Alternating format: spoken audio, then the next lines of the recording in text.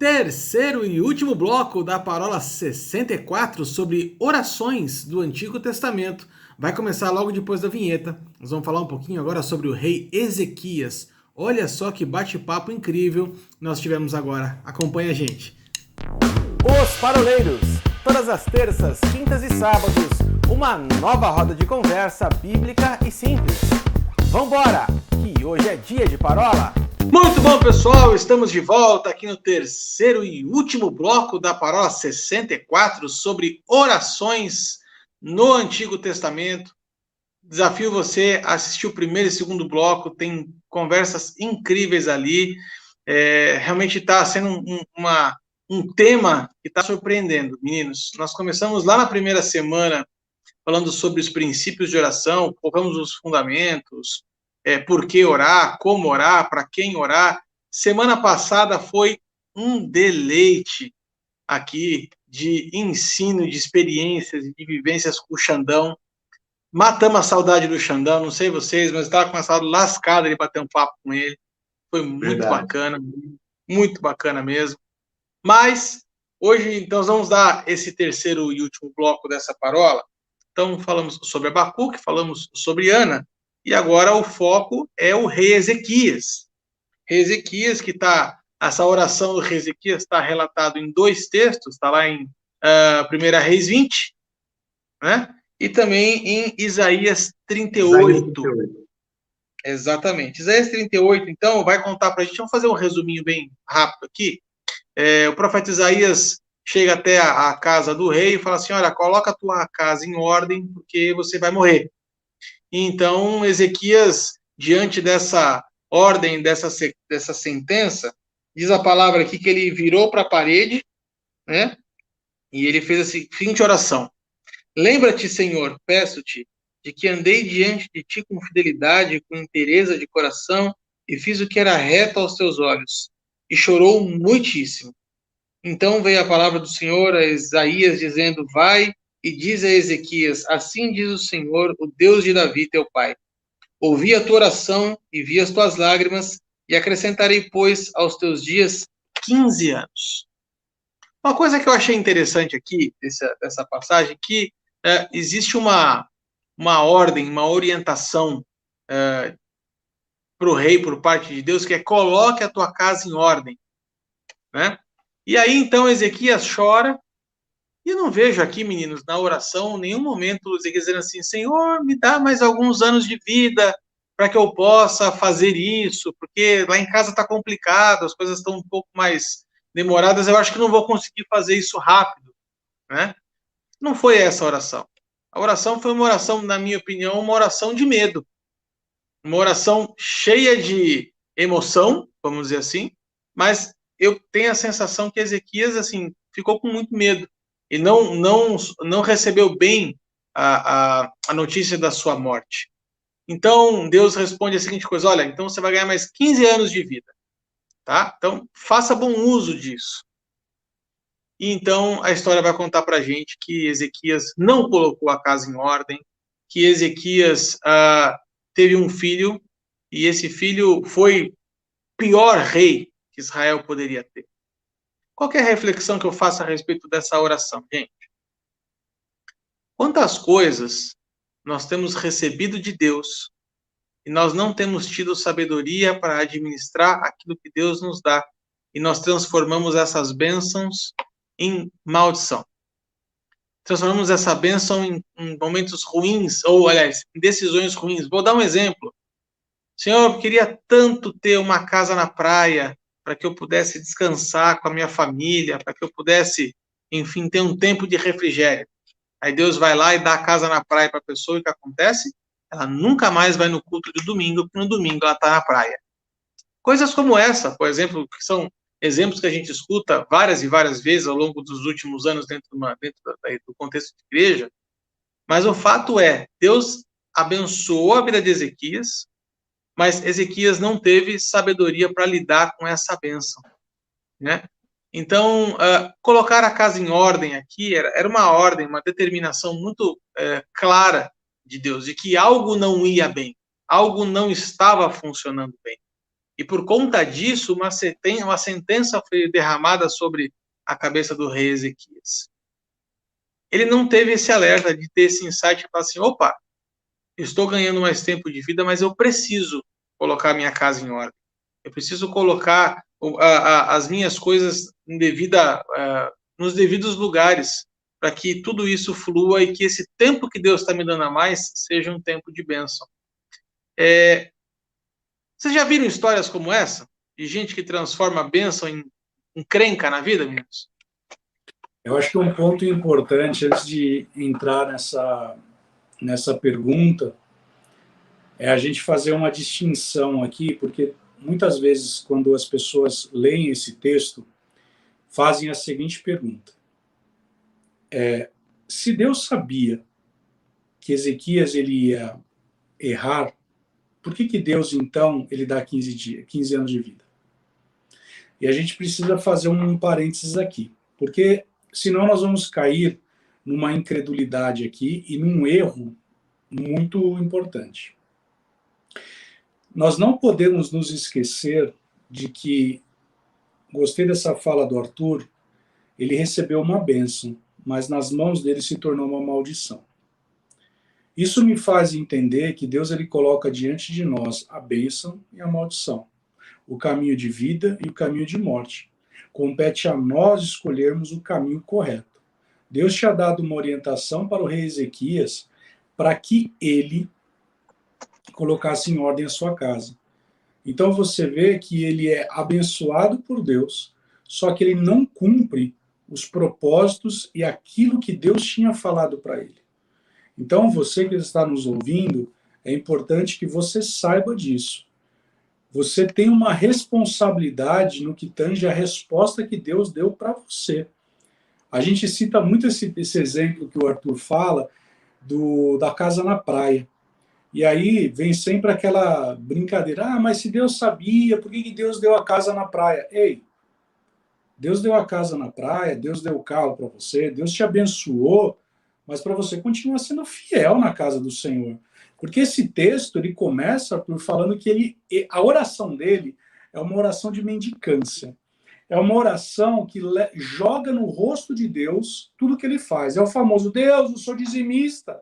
Deus, eu sou ofertante. Deus, eu trabalho na tua casa. Aí Deus vira e fala assim, rapaz, é verdade, então eu vou te dar mais 15 anos de vida.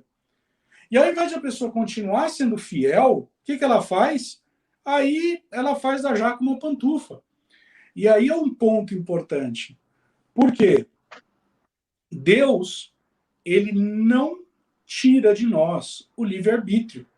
Você foi abençoado, porque a palavra do Senhor nos diz que nós já fomos abençoados com toda a sorte de bênção, mas isso não significa dizer que eu e você não somos responsáveis pela bênção que tem nas nossas mãos. Porque se nós pegarmos lá em José, Deus ele muda a maldição em bênção, e ele se torna o segundo maior homem de todo o Egito. E ele não tem o seu coração corrompido.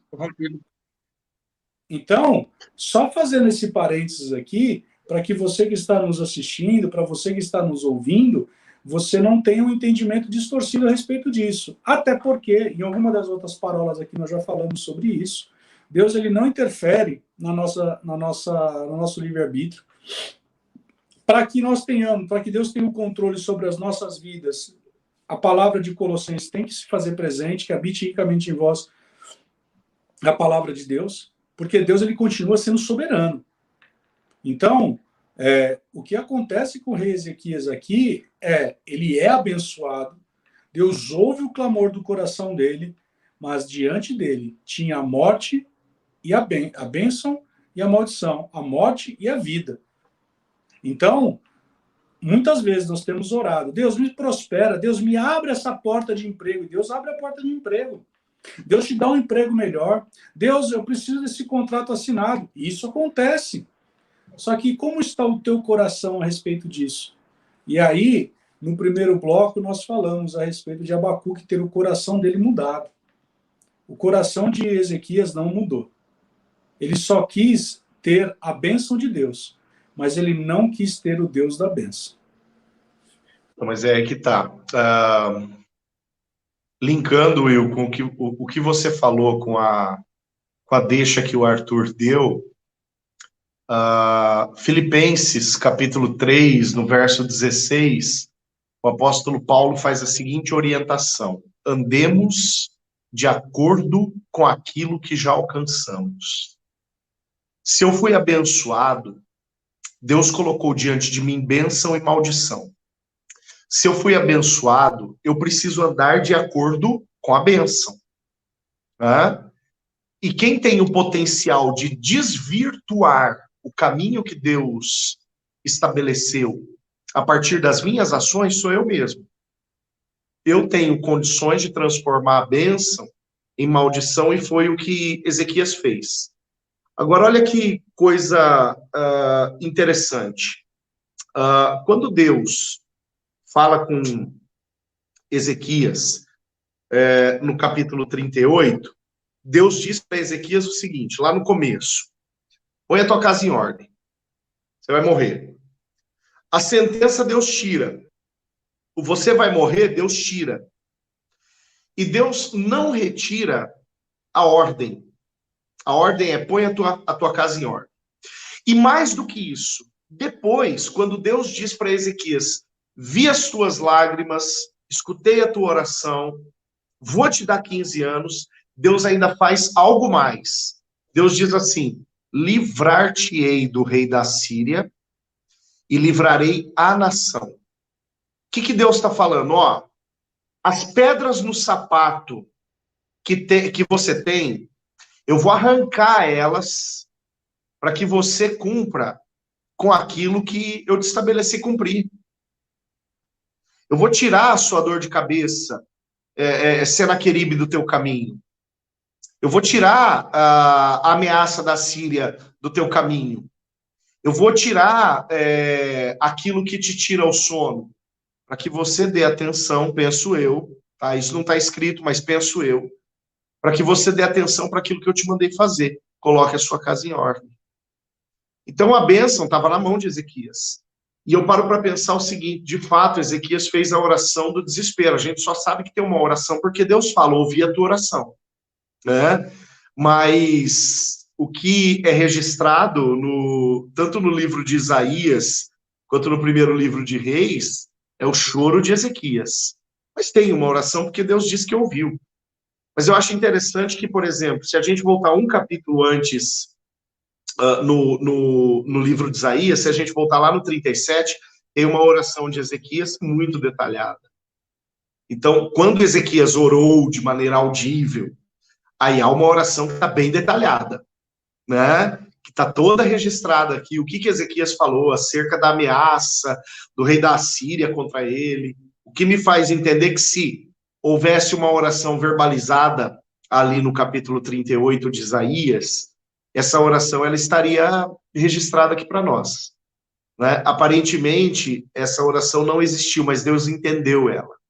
E Deus deixa a coisa pronta para Ezequias, dizendo assim: olha, as outras preocupações que você poderia ter, eu vou te livrar delas, para que você se preocupe com aquilo que eu mandei. E nem com aquilo que Deus mandou, Ezequias foi capaz de se preocupar. Aí a gente vai ter um problema bastante sério. Uma oração feita por alguém de uma maneira emocionada e emocional.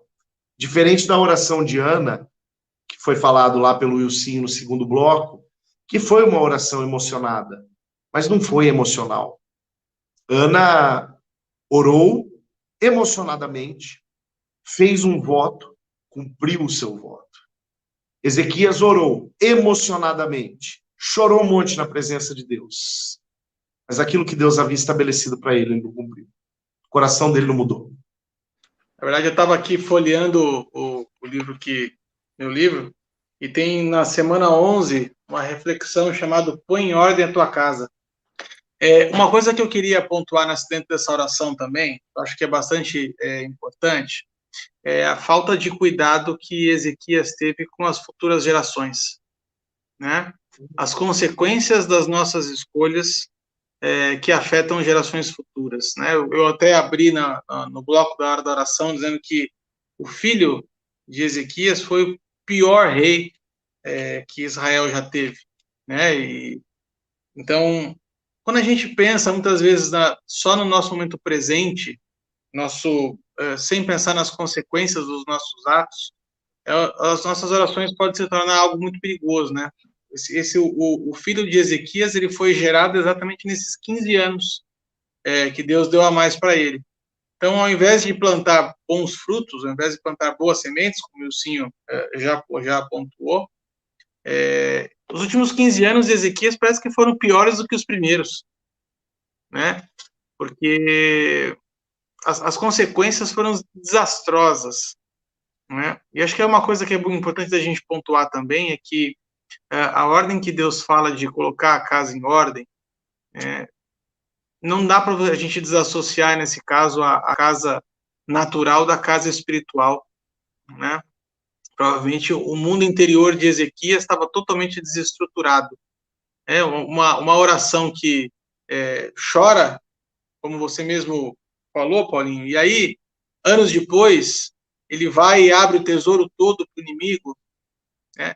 E aí a gente começa a pensar assim, qual que é, o que se passa no coração, o que passa na cabeça de um rei para abrir o tesouro todo para o inimigo dele?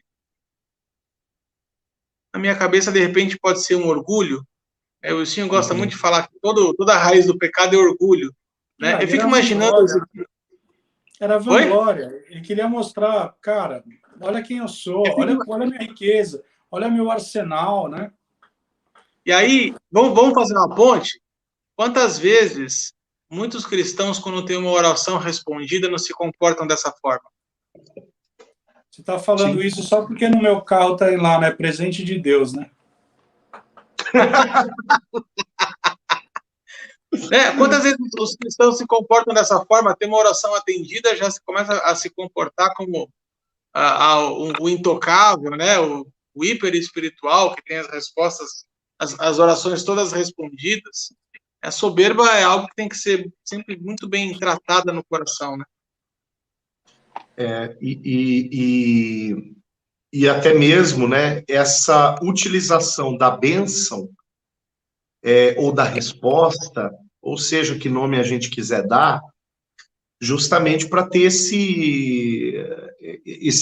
essa elevação ao estado de discípulo de uma classe superior, né? Não, eu faço parte de uma classe superior de discípulo, porque quando eu oro é atendido. Olha as experiências que Ezequias teve antes. Ezequias faz uma oração ao Senhor muito rápida, está lá no livro de Reis, no primeiro livro de Reis. Ezequias faz uma oração muito rápida ao Senhor, o Senhor manda o anjo que derrota 185 mil soldados de Senaqueribe, né? Aí, o que acontece? Se a gente voltar aqui no capítulo anterior, 37 de Isaías, Ezequias ele recebe uma carta com ameaças por parte de Senaqueribe. Ezequias ele pega essa carta, ele leva para o altar e ele vai orar. Poxa, você falou, Arthur, esse cara ele teve anos, os anos da prorrogação da vida dele, né, depois do episódio do Põe Tua Casa em Ordem, foram piores. Cara, eu fico pensando assim, esse cara era um crente que eu como pastor, antes disso, né, antes do Põe Tua Casa em Ordem, mas eu como pastor ia querer ter um cara desse na minha igreja. E eu ia botar esse cara no ministério de intercessão. O cara ora, atrai o anjo vem, peleja pelo povo, e o exército não precisa levantar a espada. Poxa, o cara recebe uma carta de ameaça, ele pega a carta e ele fala assim, já sei onde eu vou levar. A turma fala assim, vai levar para o juiz, vai levar na delegacia e vai dar parte. O cara leva para o altar, velho. O cara leva lá no altar e fala, Deus, isso daqui é problema nosso. Poxa, que crente é esse? Daí depois que Deus o abençoa de uma forma tremenda, porque aí toca na vida dele, aí esse cara me apronta uma dessa. Sabe, eu penso que às vezes tem orações que Deus não nos responde, e me parece que nós vamos conversar sobre isso na próxima parola, né? Tem orações que Deus não nos responde para nos proteger. Ou nos responde de uma maneira diferente daquilo que nós pedimos para nos proteger. Para que a gente não caia na bobagem de transformar aquilo que Deus tem como bênção sobre a nossa vida em uma sentença que venha colocar a nossa cabeça a prêmio diante de Deus e da risada do capeta. Você falou um negócio aí interessante, Paulinho. Enquanto você falava aí, o Arthur falava, ele orou e Deus enviou um anjo. Ele orou em relação a uma sentença e Deus pegou aquela sentença e mudou. Deus só falou para ele consertar a sua casa. Olha que interessante. Isso me faz entender que não é porque as minhas orações são atendidas que eu não tenho que colocar em ordem a minha vida. Isso me faz entender coisas maiores ainda, que eu posso ser uma pessoa de oração, mas se o meu caráter ele não é tratado e não é mudado, Deus ele vai fazer exatamente o que aconteceu com Abacuque. A oração vai mudar o meu coração, para que eu me torne uma pessoa melhor, o meu caráter mude. Infelizmente, isso não aconteceu com Ezequias, porque ele era um homem de oração, ele atraía a glória de Deus, mas ele se perdeu, ele se corrompeu no seu próprio ego. Então, o problema de Ezequias não foi a falta de uma oração forte, né? Não. Eu acho que a gente tinha que fazer uma parola sobre oração forte. Boa, boa. Gente, vamos chegar ao final, então, dessa parola 64. Tivemos bons momentos de reflexão aqui, vai ter que dar uma mastigada ao longo da semana, porque tem muita coisa para a gente assimilar aqui. Mas eu quero deixar aqui um recado para você que está acompanhando a gente. Deixa lá a pergunta do paroleiro que diga a respeito a esse assunto que nós estamos tratando lá no YouTube, no Facebook e no Instagram. E nós vamos lançar a pergunta na nossa próxima roda de parola. Não esqueça de deixar o seu joinha aqui. Meninos, um beijo no coração de vocês e até a próxima, se Deus quiser. Tchau, tchau.